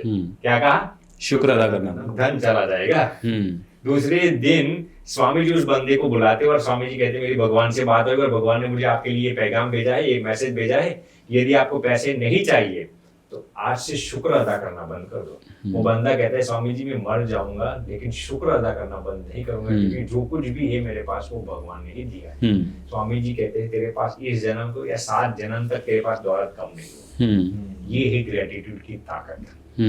दूसरे दिन गांव का गरीब इंसान स्वामी जी की चौखट पर आता है और स्वामी जी को कहता है कि सुना है आपकी भगवान से बात होती है। स्वामी जी कहते काम क्या है बोलो ना। कहते भगवान ने 2 जून की रोटी की भी नहीं दी, पहनने के लिए कपड़े नहीं दिए, रहने के लिए मकान नहीं दिया, भगवान को कहो कुछ दे दे मुझे। स्वामी जी भगवान से बात करते हैं दूसरे दिन और भगवान थोड़ा गुस्से में आ जाते हैं और भगवान कहते हैं कि उस बंदे को कहना कि शिकवा कम करे और शुक्र अदा ज्यादा करे। क्या कहा? शिकवा कम करे, शुक्र, शिकायत कम करे और शुक्र अदा ज्यादा करे। दूसरे दिन स्वामी जी उस गरीब को बुलाते हैं और स्वामी जी कहते मेरी भगवान से बात हो गई। वो कहते हैं क्या भगवान ने कहा? कहते हैं कि तू शिकायत बहुत करता है ना भगवान से, वो बंद कर और शुक्र अदा कर दे। फिर वो गरीब इंसान जो कहता है ना, वो हमारा हालत है। वो क्या कहता है? भगवान ने मुझे खाने के लिए कुछ दिया नहीं, रहने के लिए मकान नहीं दिया, पहनने के लिए कपड़े नहीं दिया, मैं किस चीज का शुक्र अदा करूं? अब स्वामी जी जो कहते हैं वो सुनना। स्वामी जी कहते हैं भगवान ने तुझे 2 आंखें दी है, 2 पैर दी है, 2 हाथ दिए, किडनी दी है, लिवर दिया है, नॉर्मल बॉडी दी है, पशु नहीं बनाया, वो सबसे, भगवान ने तुझे लंगूर नहीं बनाया, वो सबसे बड़ा उपकार है। बंदा कहता है कि क्या ये भी इंसान है, ये भी इंसान है, भगवान ने मुझे लंगूर नहीं बनाया, इसमें भगवान का थोड़ा बड़ा कोई उपकार है। तो वो बंदा गरीब क्यों था जानते हो? वो भगवान ने जितने भी उस पर उपकार किए थे ना, वो फॉर ग्रांटेड ले रहा था। हमारी गरीबी का, हमारी असफलता का सबसे बड़ा कारण क्या है जानते हो? हमारे जीवन में जो कुछ भी चीजें हैं ना, हम फॉर ग्रांटेड ले लेते हैं। सही बात है। ये तो भगवान ने सबको दिया है। मेरे पास वॉच है, चले इसमें इस दुनिया में ऐसे हजारों लोग हैं जिनके पास वॉच है। हम ये नहीं सोचते कि इस दुनिया में बेचारे हजारों लोग हैं जिनके पास खाने के लिए भी भोजन, जिनके पास हाथ ही नहीं है वॉच पहनने के लिए, वॉच पहनने के लिए हाथ ही नहीं है। तो जब तक हम किसी भी चीज को फॉर ग्रांटेड ले लेंगे ना, राइट, हमारे जीवन में हम लॉ ऑफ अट्रैक्शन से वो चीज को आकर्षित नहीं कर पाएंगे। समझ रहे मेरी बात है? राइट। अब आपने न्यूरोलॉजिकल पर्सपेक्टिव से पूछा, जब भी आप ग्रेटिट्यूड दिल से कहते हैं ना, ग्रेटिट्यूड जब आप भगवान को दिल से कहते हैं ना, कोई भी शर्त के बिना, तो होता क्या है जानते हो? जब आप ग्रेटिट्यूड भगवान को दिल से कहते हैं ना, तो वो आपके पैशन लेवल को और भी बढ़ा देता है, आपके सेल्फ कॉन्फिडेंस लेवल्स को और भी बढ़ा देता है, वो आपके मैच्योरिटी लेवल्स को और भी बढ़ा देता है। और यही शक्ति की बदौलत इंसान जो कुछ भी प्राप्त करना चाहते हैं वो उसके जीवन में आसानी से आ जाती है। तो ये पावर है ग्रेटिट्यूड की। तो स्वामी जी, जो ग्रेटिट्यूड, एक तो हो गया जो चीजें मेरे पास हैं, हाँ, एक हो गया जो चीजें मेरे पास नहीं है, दोनों के लिए हमें थैंकफुल होना है। क्या स्वामी जी जो चीजें भविष्य में हमें चाहिए, क्या उनके लिए भी शुक्रिया अदा हम कर सकते हैं? भविष्य में मुझे अच्छी सेहत चाहिए, भविष्य में मैं चाहता हूँ मेरी महीने की 1 करोड़ की आमदनी हो, मैं चाहता हूँ भविष्य के अंदर मेरे रिश्ते बेहतर हो, अभी नहीं है, हो सकता है, तो क्या इन चीजों के लिए भी शुक्रिया अदा करके भविष्य में वो चीजें हम पा सकते हैं जो हम पाना चाहते हैं? बिल्कुल, आप उसको पा सकते हैं और आपको उसको वो चीज को ढूंढने के लिए जाना नहीं पड़ेगा। वो चीज स्वयं आपके दरवाजे पर आ जाएगी, अगर आप भविष्य में जो पाना चाहते हैं उनके लिए शुक्रिया अदा करना शुरू करें। पहले से ही शुरू कर दो। ये बहुत बड़ी बात है, मतलब ये हर दिन करता हूँ, मेरा भविष्य सोच रखा है, उसके लिए शुक्रिया अदा करते हैं। मैनिफेस्ट अभी नहीं हुआ, मैंने सोच रखा है, पहले से मैं थैंक यू कहता हूँ कि भगवान आपने मुझे पहले से ऐसा बना दिया है। क्योंकि मैंने तो जब से जन्म लिया, मैं जब 8-9 साल का था ना, तब से मेरा पूरा भविष्य का चितार मेरे सामने है, ऐसा ऐसा होगा, ऐसा वैसा होगा। इसमें से 30-40% चीजें तो हो ही गई, बाकी हो जाएंगी, बाकी हो जाएगी। 30-40% हो गई मेरी उम्र के हिसाब से, बाकी मुझे 60% विश्वास है। मैं जब 8 साल का था तब से ही मैं भगवान को थैंक यू कहता आ रहा हूँ। किस चीज के लिए? जो दिया है उसके लिए नहीं, जो मेरे सामने है ना, उसके लिए, उन चीजों के लिए। और सब होता जा रहा है।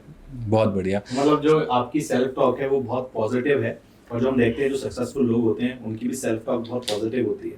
ज्यादातर लोग जो सफर कर रहे हैं, जो उनकी सेल्फ टॉक है वो नेगेटिव होती है। तो खुद की जो सेल्फ टॉक है हमारी, उसका क्या रोल होता है हमारे ब्रेन के ऊपर? क्योंकि आपने न्यूरो साइंस काफी अच्छे से पढ़ी है, तो हमारी जो सेल्फ टॉक है, what is the role and impact of our negative या positive self talk on our brain? बहुत ही बढ़िया। देखिए, सेल्फ टॉक का बहुत बड़ा गहरा प्रभाव होता है। देखिए, उसमें भी मैं आपको बताता हूँ, लोग कहते हैं कि आपको अच्छी संगति रखनी है, सही बात है। अब संगति सिर्फ बाहर के लोगों की नहीं है। जब भी मैं आपको कहूंगा कि अच्छे लोगों की संगति में, आप क्या सोचेंगे? मेरे इर्द गिर्द में जितने भी लोग हैं वही मेरी संगति है। भैया, आपकी आत्मा ही आपकी सबसे बड़ी संगति है। समझ रहे मेरी बात? खुद हाँ, जब भी हम संगति की बात करते थे, एसोसिएशन की बात करते, हम हमारे लोगों की बात सोचते हैं, ये बंदा अच्छा होना चाहिए, अच्छा होना चाहिए। भैया, आप ही अपनी सबसे बड़ी संगति हो। सबसे ज्यादा समय तो हम खुद ही अपने साथ, आप खुद के साथ ही बिठाते, व्यापित करते हो ना। तो आपकी सेल्फ टॉक सबसे ज्यादा पॉजिटिव होनी चाहिए, सबसे ज्यादा ऑप्टिमिस्टिक होनी चाहिए। देखिए, मैं ये नहीं कहता कि आप अनरियलिस्टिक सोचो, मैं आपको अनरियलिस्टिक सोचना नहीं सिखा रहा हूं, लेकिन यदि आप किसी भी चीज को मैनिफेस्ट करना चाहते हो तो 100% ये विश्वास रखो, अपने आप को पॉजिटिवली मोटिवेट करो। कैसे? बोलने से। मैं कभी कभार क्या करता हूँ जानते हो? जब कोई मेरे पास है, मैं अकेला बोलता हूँ। क्या? मैं अकेला बोलता हूँ, तुझे ऐसा करना है, ऐसा करना है, ऐसा करना, तुझसे हो ही जाएगा। क्या? तुझसे हो ही जाएगा। देखिए, मैं जब भारत में आया था तब मेरी हिंदी इतनी फ्लुएंट नहीं थी, मुझे संस्कृत आता भी नहीं था। मैं कभी कभार मेरे सामने बोल रहा था। जितनी इंग्लिश फ्लुएंटली तुझे आती है ना, उससे भी ज्यादा फ्लुएंटली तुझे संस्कृत और हिंदी में बोलना है। अब कई लोग तो मुझे बता रहे थे कि ये बंदे को हिंदी आएगी नहीं, इसके प्रोनाउंसिएशन ही अशुद्ध है, क्योंकि अंग्रेजी बैकग्राउंड से हम आ रहे थे।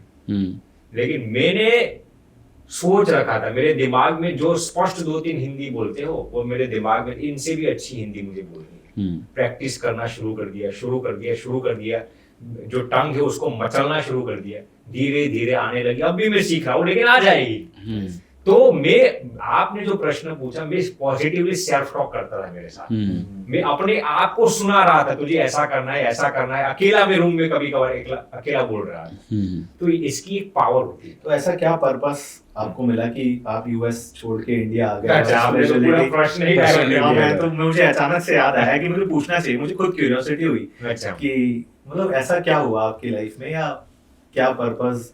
देखिए, यूएस में थे, बढ़िया सब। देखिए, अब ये तो आपने जो back to India and started pursuing, आपने जो सुमांशु जी बताया ना शुरुआत में, आपने जो चर्चा की कि डोपामिन और सेरोटोनिन, तो हम पहले तो ये जान गए कि डोपामिन के आनंद के पीछे में नहीं भागना, हमें सेरोटोनिन चाहिए। तो अब आप जितने भी मटेरियलिस्टिक प्लेजर्स लेंगे वो ज्यादा से ज्यादा कितना समय चलेगा आपके साथ? राइट, ट्रांजिएंट है, शॉर्ट टर्म है। तो फिर ये चीज। दूसरी चीज, एक हमारे मित्र थे, अमेरिकन थे, उनकी उम्र 22 साल की थी। उनको एक बहुत ही स्मार्ट बंदा था, उनके पिताजी अमीर थे, माताजी सब बहुत ही रिच फैमिली से अमेरिकन बंदा था, हमारे साथ न्यूरो साइंस की पढ़ाई कर रहा था। हर दिन कैफेटेरिया में हमें प्रफुल्लित और आनंदित रखता था। हम 5-6 लोगों की मित्रता थी। तो यकायक ऐसा हुआ कि this guy completely stopped coming to the college. Okay. तो हमने उसको फोन किया, टेलीफोन लगाया, भैया आप कॉलेज में क्यों नहीं आ रहे? आपकी बदौलत हम सब आनंद में रहते थे, पैशन में रहते थे, वो हमें पढ़ने के लिए उत्साह देता था। तो कुछ बोलता नहीं, थोड़े समय के बाद फोन रख देता है। फिर दूसरे दिन हमने किया, कुछ बोला नहीं। तीसरे दिन हम जबरन उसको कॉलेज में लेके आए और कहा कि यार क्यों फोन नहीं उठा रहा है किसी का, यकायक इतना मायूस क्यों हो गया, इतना दुखी क्यों हो गया? वो कहता है कि यार I have been diagnosed with 4-stage blood cancer. Okay. I have been diagnosed with leukemia, and doctors told me that I will not survive for more than 3 to 4 months. अब जो इंसान को 22 साल की उम्र में सामने मृत्यु दिखाई देगी, उसकी पैंट गीली हो ही जाएगी ना भैया। मृत्यु सामने दिखाती है, और वो भी वो नास्तिक था। यदि आस्तिक होता तो भगवान पर थोड़ा भी विश्वास होता। नास्तिक था, अमीर परिवार में से आ रहा था, तो सब अमीरी छोड़ के मरना किसी को अच्छा नहीं लगेगा। सही बात। तो हमने उसको तसल्ली दी, आश्वासन दिया, लेकिन इट इज वेरी ऑब्वियस वो इंसान दुखी रहेगा। घर पे जाता है तो उसी रात को भगवान उसके स्वप्न में आते हैं और कहते हैं कि इंग्लिश में उसके सिर पर हाथ रखते हैं और उसको कहते हैं I'll cure your cancer। क्या कहा? I'll cure your cancer, English में कहा। उसको लगा यार this is all superstitions, imagination से मेरे हेलुसिनेशंस हो सकते हैं, क्योंकि मुझे मालूम है मुझे मरना है, तो ऐसे ड्रीम स्वाभाविक है मुझे आएंगे। दूसरी रात को वही स्वप्न आया। क्या है? I cure your cancer. I'll cure your cancer। ये बंदा को दूसरे दिन भी ऐसा लगा this is all stupid hallucinations, imaginations. वैसे मैं तो भगवान में विश्वास ही नहीं करता, तो मुझे भगवान भी दर्शन देंगे ऐसा सपनों में। तीसरे दिन वही ड्रीम रिपीट हुआ, I'll cure your cancer। जब तीसरी रात को ये स्वप्न आया ना, तो ये बंदा को ऐसा लगा कि देयर मस्ट बी समथिंग।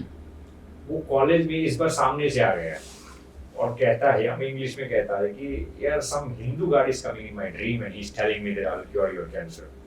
तो हम 5-6 लोग बैठे थे, उसमें से एक महिला भारतीय थी, वो बहुत आस्तिक थी। वो कहती है कि व्हाट डिड यू से, रिपीट इट। वो कहता है कि कोई हिंदू भगवान मेरे सपनों में आते हैं और मुझे कहते हैं कि तेरा कैंसर ठीक कर दूंगा। वो महिला कहती है कौन से भगवान? वो कहते हैं मैं किसी भगवान को नहीं जानता। फिर हमने गूगल में जाकर उसको एक भगवान की फोटो दिखाई, गूगल में जाकर। वो कहते हैं बस ऐसे ही कुछ दिखते थे, ऐसा ही नहीं लेकिन ऐसे ही दिखते थे। तो वो भारतीय महिला ने कहा कि this can not be wrong, if God is coming in your dream he will absolutely cure your cancer. वो उहापो करने के लिए तैयार नहीं था। हमने उसको जबरन अस्पताल में ले जाते और सीटीज, एमआरआईज और ब्लड रिकॉर्ड्स करवाते हैं। You will be flabbergasted to heart, और उसका 4 स्टेज का blood cancer came absolutely normal. Doctors भी यकीन करने के लिए तैयार नहीं थे। डॉक्टर्स को लगा यार ये तो कैसे हो सकता है 4 स्टेज ब्लड कैंसर। डॉक्टर्स ने दोबारा सभी रिपोर्ट्स कराए, एब्सोल्युटली नॉर्मल। एक हफ्ते के बाद दूसरे अस्पताल में जाकर जांच करवाई, सब एब्सोल्युटली नॉर्मल आया। फिर मुझे ऐसा लगा कि ये यदि एक नास्तिक के लिए, एक अमेरिकन के लिए भगवान इतना कुछ कर सकते हैं जो भगवान पर यकीन भी नहीं करता, तो यदि मैं मेरी जिंदगी भगवान के लिए समर्पित कर दूं तो भगवान तो हमारे लिए क्या क्या नहीं कर पाएंगे। तो इस इंसिडेंट की बदौलत हमारे अंदर एक प्रेरणा जगी, एक इंस्पिरेशन आया, एक मोटिवेशन आया, एक इंसिनरेशन आया, और फिर हमने संन्यास आश्रम को धारण किया। क्या बात है। ग्रेट। तो फाइनली क्या ऑडियंस को आप कहना चाहोगे जो अभी तक सुन रही है, जाते जाते कोई मैसेज आपकी तरफ से? अभी तक बहुत कुछ सीखा इस पॉडकास्ट से लोगों ने, बट फाइनल मैसेज आपकी तरफ से ऑडियंस के लिए? बस ये 2 लाइन में बता दूं यदि तो मैं इतना ही कहूंगा कि आप भगवान पर दृढ़ विश्वास रखिए। भगवान आपको यकीनन सफलता दिलाएंगे, आपको जो चाहिए वो सब देंगे, सिर्फ विश्वास उन पर रखिए। इस पर मैं आपको छोटी सी कहानी देकर पूरा करता हूँ। देखिए, एक 10 साल की लड़की थी, वो पिताजी के साथ सड़क पर जा रही थी और रास्ते में एक छोटा सा वृक्ष पड़ा हुआ था। लड़की अपने पिताजी को कहती है, पिताजी क्या मैं इस वृक्ष को उठा सकती हूँ? क्या कहती है? मैं इस वृक्ष को उठा सकती हूँ, इस पेड़ को मैं उठा सकती हूँ? पिताजी कहते हैं, बेटा निश्चित रूप से, definitely you can lift this tree. पिताजी कहते हैं, बेटा तेरे पास जितनी भी शक्ति है ना लगा ले, ये वृक्ष हट जाएगा यहाँ से। क्या कहा? तेरे पास जितनी भी शक्ति है ना सब लगा ले, ये पेड़ हट जाएगा। तो बिटिया 10 मिनट मेहनत करती है, 15 मिनट मेहनत करती है, 20 मिनट मेहनत करती है, हटता ही नहीं वहां से। पिताजी को कहती है कि पिताजी आपने कहा हट जाएगा। पिताजी कहते हैं, बेटी मैंने तुझे क्या कहा, तेरे पास जितनी भी शक्ति है ना, अब तू तेरी जितनी भी शक्ति है ना लगाती नहीं है, सब लगा ले, वृक्ष हट जाएगा तुझसे। फिर दोबारा आधे घंटे मेहनत की, कुछ हिला भी नहीं। फिर पिताजी कहते हैं अपनी बेटिया को, बेटिया मैंने तुझे क्या कहा था, तेरे पास जितनी भी शक्ति है सब लगा ले, ये पेड़ हट जाएगा। मैंने तुझे ये नहीं कह रहा था कि तुम खुद में तुम्हारे पास जितनी शक्ति हो वो हटा ले, मैं भी तुम्हारी एक शक्ति हूं ना। मैंने क्या कहा था, तुम्हारे पास जितनी भी शक्ति हो तो मैं भी तुम्हारी एक शक्ति हूं ना। तुम यदि मुझे पहली बार ही कह देती तो मैं एक हाथ से उस छोटे से वृक्ष को उठा कर डाल देता साइड में, लेकिन तूने तेरी शक्ति का इस्तेमाल नहीं किया। वैसे ही भगवान हमें क्या कहते हैं, हमें हर पल हर क्षण तेरे साथ हूं, तू मेरी शरण में आ जा, मेरे पर विश्वास रख, मैं तुझे जो कुछ भी चाहिए सब दिला दूंगा। लेकिन हम अकेले ही मेहनत करते हैं। Right. When you run alone, it is called a race. But when God runs with you, it is called a grace. When you run alone, it is called a race. When God runs with you, it is called a grace. Hence, क्या करना है हमें? Add G of God to your race, and it will become grace. How wonderful that is. Yes. तो ये करना है हमें, मेहनत तो करनी है, लेकिन साथ में भगवान पर विश्वास भी रखना है। बिल्कुल। आप जिंदगी में यकीनन सफल बन जाएंगे। बस इतना सही। वैसे Thank you so much for the wonderful wisdom you shared today. Thank you. We are really happy and glad to have you on. Himanshu जी और सोमांशु जी दोनों को मिलकर हमें भी बहुत बहुत प्रसन्नता हुई, और आपकी प्रफुल्लित चेहरे को देखकर हमें भी बहुत प्रसन्नता हुई। भगवान आप सभी को स्वस्थ रखे, सुखी रखे। प्रणाम। धन्यवाद, बहुत बहुत थैंक यू।